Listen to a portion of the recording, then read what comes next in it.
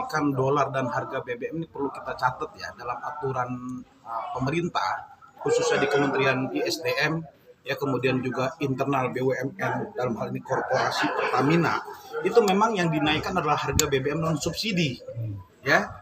Non subsidi ini dalam aturan hukumnya itu memang mengikuti mekanisme pasar. Apa sih kira-kira mekanisme pasar? Kita bisa baca tuh dalam peraturan, ada minimal 2 aja, ya.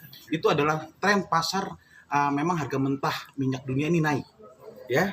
Yang kedua mengenai soal fluktuasi harga dolar, gitu loh, di Indonesia, di rupiah maksudnya. Nah kalau kita lihat mekanisme 2 itu saja minimal yang perlu kita kaji dari aturan hukum, maka memang sudah selayaknya, ya, dolar itu naik, tetapi ternyata harga mentah minyak dunia saat ini tuh 78 sampai 75 kalau salah, 75 sampai 78 dolar per barel. Tandanya kan seharusnya ini ada pertimbangan lain, ya. Kalau 2 mekanisme minimal ini bisa dijadikan sebagai dasar untuk kenaikan harga BBM non subsidi, ini memang mekanisme pasar yang boleh dan dapat secara hukum dilakukan. Tetapi senyatanya fakta di lapangan ini dinamika sosial masyarakat kita ini belum pas untuk melakukan hal itu kalau menurut pendapat pribadi saya. Artinya apa? Momentumnya dengan adanya gejolak sosial masyarakat kita, adanya kejadian yang paling concern sekali masyarakat kita mengamati itu BGN ya, BGN ditangkapnya 3 pimpinan yang langsung memang itu luar biasa. Kemudian beberapa juga penangkapan yang dilakukan oleh pihak Kejagung RI, KPK juga, ya, yang artinya apa? Ini membuat masyarakat ada ketidakpercayaan gitu loh. Meskipun sekali lagi ya, konsumen rata-rata dalam hal BBM non subsidi ini memang nilainya tinggi. Tapi kan BBM subsidi itu jelas tidak ada kenaikan apapun gitu loh. Seharusnya ini tuh tidak menjadi masalah dalam arti secara aturan hukumnya.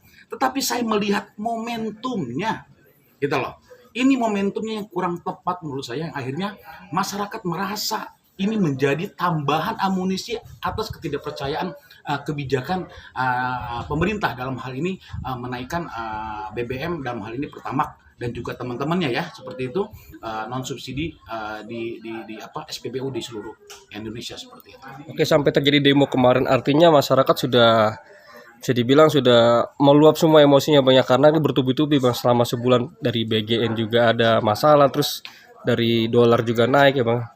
Ya sebenarnya gini, kalau dolar saya bisa memastikan karena memang ada gejolak global ya, tetapi kan kita dapat kabar terbaru media global bahwasanya Iran dan juga Amerika sudah menandatangani kesepakatan perdamaian untuk menghentikan total peperangan gitu ya, baik proksinya, kemudian ekonomi global, bagaimana mereka bisa menguasai mengendalikan sumber-sumber energi ya di Timur Tengah. Ini kan sudah mereka sepakati ya, yang dilakukan di forum G7 di Prancis kalau tidak salah. Nah, tandanya apa?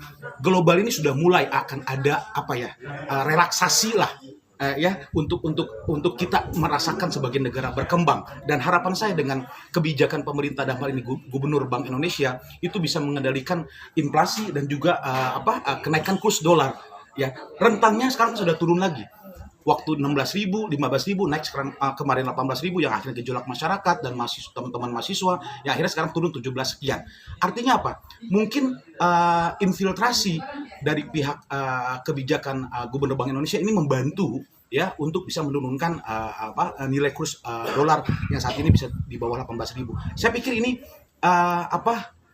adalah aspirasi masyarakat yang memang hak hukumnya sebagai negara berdemokrasi. Tentunya wajib adalah bagaimana pemerintah kita saat ini ya, Presiden Prabowo dan juga Gibran sebagai wakil presiden juga kabinetnya ini bisa memastikan komunikasi yang tepat gitu loh.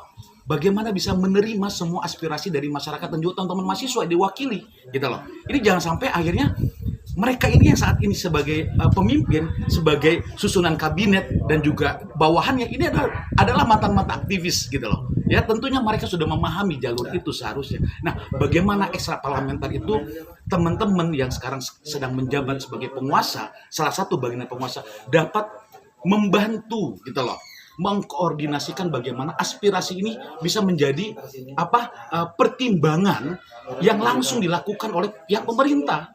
Ini kalau tidak terus dilakukan, Mas, saya khawatir juga ini menjadi bola salju yang terus-terus terjadi gitu loh. Yang akhirnya yang kita harapkan dan juga sebenarnya tidak kita harapkan gelombang reformasi jilid 2 bahkan sampai ada dengungan revolusi gitu kan, dan ini berbahaya menurut saya kalau memang tidak bisa ditangani oleh pemerintah kita saat ini seperti itu. Mungkin dari Abang sendiri pesanan seperti untuk pemerintah nih Bang, untuk cepat-cepat menyelesaikan ini semua nih Bang. Saya harap pemerintah yang pertama memastikan tidak ada lagi ya efek domino dalam pernyataan, yang artinya apa? Mohon dapat dikendalikan semua statement-statement dari para aparatur negara, dalam hal ini misalkan presiden, wapres, kabinet, dipastikan adanya juru bicara yang tepat dan cerdas untuk dapat bisa menyampaikan semua aspirasi, semua kebijakan pemerintah, dan juga bisa menerima semua dengan baik aspirasi masyarakat yang diwakili oleh kawan-kawan mahasiswa. Itu harapan saya yang pertama adalah mereka bisa stop dalam berstatement yang memang bisa multitafsir. Itu yang pertama. Yang kedua, dipastikan adanya juru bicara yang tepat. Gitu loh. Ini mekanisme komunikasi politik yang kurang baik menurut saya di era pemerintahan Prabowo. Kalau kita mengacak waktu era pemerintahan SBY, ya, Pak SBY itu yang menetapkan adanya juru bicara.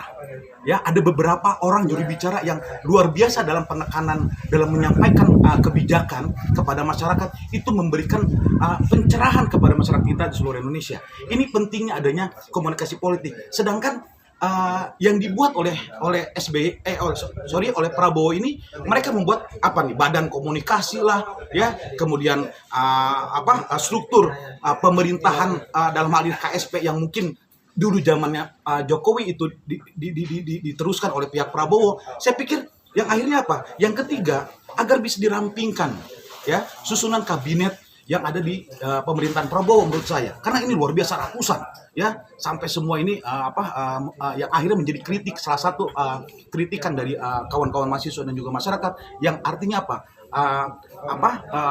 anggaran itu bisa lebih besar dalam hal ini untuk membiayai membiayai ongkos politik dan ataupun kerja-kerja pemerintah yang harapan kita ini bisa efisien dan efektif.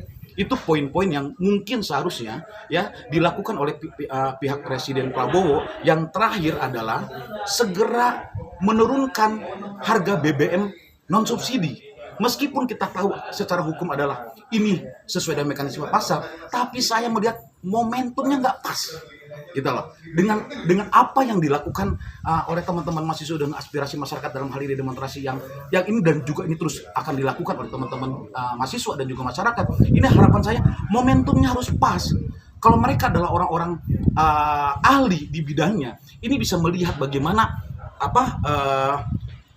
situasi yang tepat saat ini di masyarakat kita. Jangan sampai ini akhirnya dicampuri gitu loh dengan cara-cara yang kurang pas untuk menyampaikan kebijakan yang sebenarnya kebijakan ini tidak melanggar hukum gitu loh, tapi kurang pas dalam momentumnya yang akhirnya masyarakat bergejolak. Harapan saya ini bisa diminimalkan oleh pihak pemerintah Presiden Prabowo seperti itu.